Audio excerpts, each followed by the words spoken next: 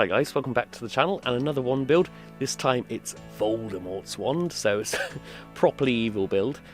With this I'd also really like to say thank you so much to the person that commissioned the wand. And as you can see here, I've just started with a jigsaw, and it's a huge slab of teak wood that I'm just cutting a slither out of that's wide enough, on a sort of angle, just wide enough to then fit the entire wand, because Voldemort's wand, because of the handle, is actually quite a large size wand.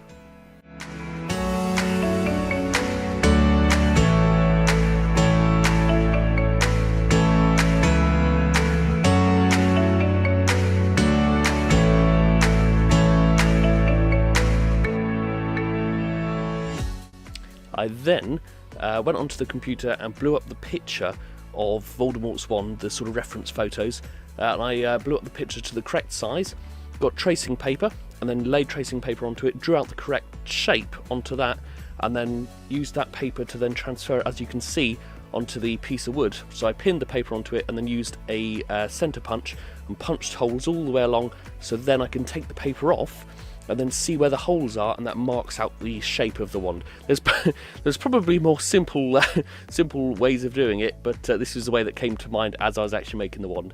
And here you can see it's left all the dimples from the centre punch, and I just join those up with a pencil, and then it gives me the actual full size of the wand, the layout, and then I can cut that out using my bandsaw.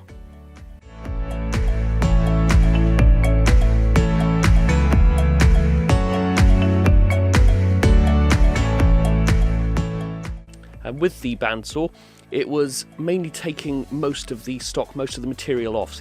It's quite a wasteful design because you have such a huge section at the back on the handle, and all of the part that goes either side of the actual shaft of the wand down to the tip you have to get rid of. So it's basically chopping that all off and then just using whatever angle you can get the wand into the actual bandsaw itself, whatever angle you can get in, just to chop sections out. And then just take it down to the correct sort of size. I then used the angle grinder with a flap disc on it, a sanding flap disc, and it just eats the wood away really, really well. Then to refine the shape down to what it would be eventually at the end, I then used the rotary tool and an endless amount of sanding drums. So literally I went through so many sanding drums, just getting it down more and more, as you can see there, just going over and over and over and over the surface, just trying to get it down to the correct sort of size, and constantly looking back at reference photos and using my digital calipers just to size up from the photos to the actual wand that I had in my hand.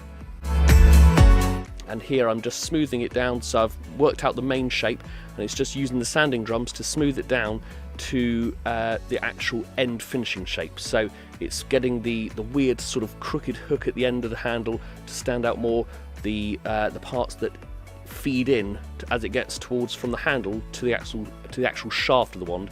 It's sort of working those down as well.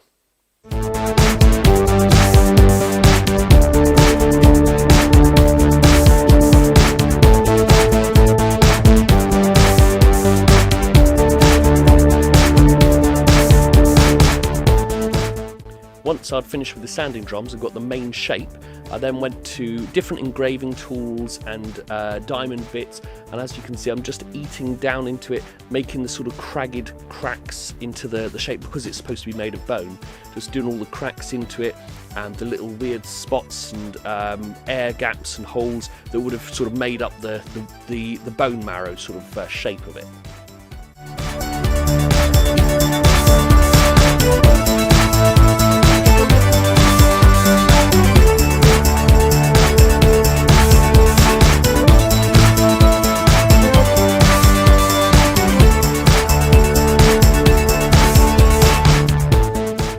This again was a very tricky bit, because you can easily get carried away and use a lot of artistic license and go, oh, I'll just do a little bit there and a bit there and a hole there, but really then you end up with something that doesn't look like the proper one. So I had to just constantly keep referring to reference pictures and think, right there on the side they've got a little L-shaped hole, and then there they've got a C-shaped bit, and then another thing, and it's just really working into it to get it to look correct.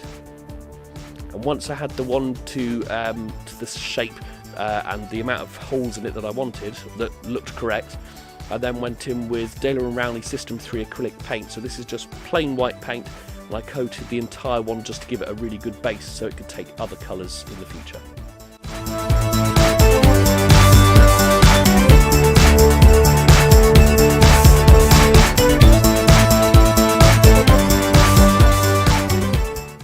When the white paint was dry, I then went in with more of a creamy, as you can see there, a creamy yellow paint, so it looks a little bit more aged, really aged, old bone sort of style wand.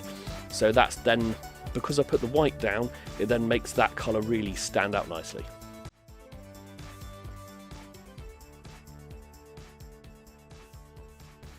The next colour to go on, the next layer, was then 50-50 mix of water and burnt umber paint. So that then was washed over the entire wand, and then that sank into some of the gaps, made it look really nice and aged. But then I found the best thing to do was to get literally a paintbrush full of the actual burnt umber paint, as you can see there from the lid of the paint tub, put it on sections of the wand, and then brush most of it off, or sort of take most of it off with a piece of tissue. So that would then leave nice dark sections in all the cracks and the grooves, but then keep it nice and white, well, not white, but like a light-ish sort of cream colour for the rest of it. And then to really get the parts that I wanted to stay cream to really show up, once it was dry, I then went back in with a baby wipe there and just took off, scrubbed with the baby wipe just on those certain areas, just to take it back to a much brighter colour. So there was a real contrast between the bright sort of creamy white areas on the top down to the really deep gritty sort of bits to make it look nice and textured.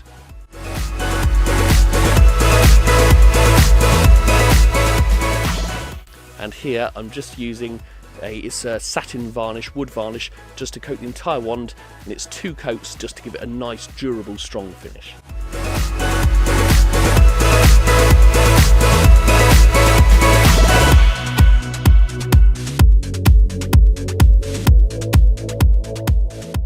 And I just want to say thank you so much for watching. Hope you enjoyed the video. Please like, comment and subscribe for more. Thank you.